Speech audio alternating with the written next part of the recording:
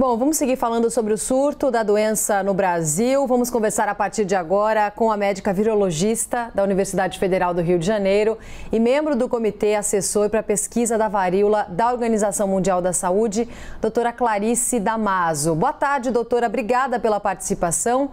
Queria que a senhora começasse explicando para a gente, por favor, quando que é recomendado o uso desse medicamento que foi anunciado pelo ministro da Saúde. Seria importante, neste momento que a gente está acompanhando da chegada e do aumento de casos da varíola aqui no país? Oi, boa tarde, Roberta, boa tarde, Cisne.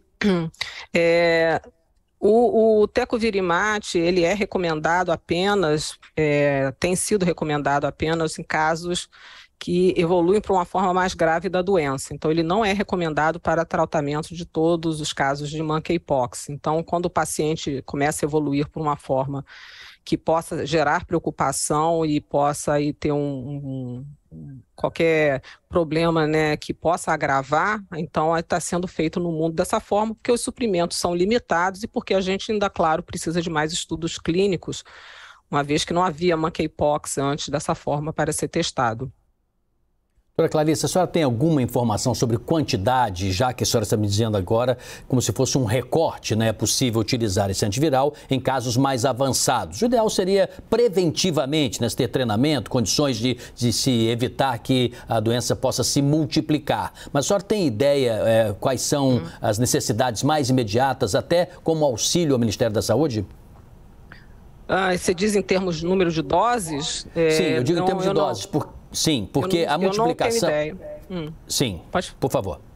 Não, é porque eu não tenho ideia do número de casos, quantos casos mais graves nós estamos tendo no momento. Eu acredito que não muitos, porque a doença tem, de uma forma geral no mundo, corrido de uma forma bem branda. A maioria dos pacientes, a grande maioria, está recuperando em casa. No mundo inteiro. Então, ele não é uma doença que tem uma preocupação em termos de letalidade. Tá? A gente está agora com, parece que, se eu não me engano, são 5 mortes fora da África e 5 mortes no continente africano. Foi no último número que eu tive acesso. Então, é uma doença de baixa letalidade, mas ela preocupa porque ela pode agravar, sim, em crianças, gestantes e pessoas com imunossupressão. Por isso que os medicamentos são interessantes da gente ter como se fosse um estoque para uso no caso de emergência, de casos mais graves. Tá? Então, quando as pessoas começam a ter lesões que podem complicar devido a comorbidades anteriores ou pela própria doença em si, pelo monkeypox, então fazer uso nesses casos. Sim. Agora, doutora, você vê a necessidade de trazer outros medicamentos, outros tipos de medicamentos nesse momento que a gente está vivendo da varíola dos macacos aqui para o Brasil, ainda que para o tratamento de crianças ou desses grupos que você estava comentando que podem vir a ter casos mais graves? A grande dificuldade é porque a gente não tem mais medicamentos para a varíola dos macacos, para o monkeypox, né? Existem 2 medicamentos que são aprovados, no caso, mais contra a varíola, né? Que é o tecovirimat, que nos Estados Unidos é aprovado com o nome de TPOXX, e o brincidofovir, que é aprovado contra a varíola. O tecovirimat, ele tem uma aprovação também na Europa, como se fosse o FDA da Europa, né, para uso em monkeypox. Então, a gente não tem disponível muitos antivirais para serem utilizados. Então, a gente fica bem restrito a esses. Sendo que eu reforço novamente, não há necessidade do uso de medicamentos específicos para o vírus no caso da maior parte do quadro de monkeypox, que tem transcorrido de uma forma benigna. Doutora Clarice, então, pelo que eu estou entendendo, este é o medicamento dos poucos existentes no mundo, já que a vacina, quando produzida, ela não tem uma quantidade grande para entrega total, não é? Isso o senhor ministro disse também. Então, ela serve apenas para o paciente em estágios avançados, né? Ele estando em casa, quais os cuidados que a senhora recomenda para evitar que ali se possa, quem sabe, transmitir para outras pessoas o problema? Bom, o paciente tem que ficar em isolamento porque há vírus nas pústulas que formam na pele, e mesmo quando a pústula seca e fica a crosta, né, a casquinha que a gente chama comumente, né, da lesão, ali também há vírus. Então, esse paciente tem que ter cuidado para não tocar, outras pessoas não tocarem nas lesões desse paciente.